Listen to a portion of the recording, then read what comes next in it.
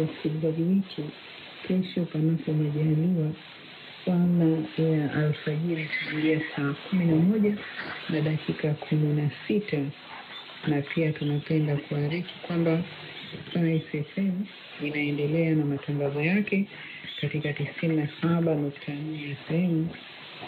Huko mtangazaji wenu ni Hamisi Mohamed, lakini kumbuka tu kwamba matangazo haya yanayomalizika sasa yameletwa kwenu na Minasra Mohamed.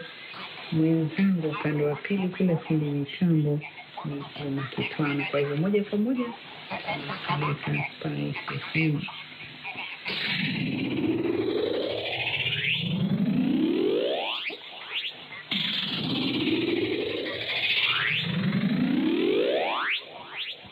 Spice FM Radio 2014, songa mbele 97.4. Spice FM Radio Zanzibar. Hii ni Spice FM.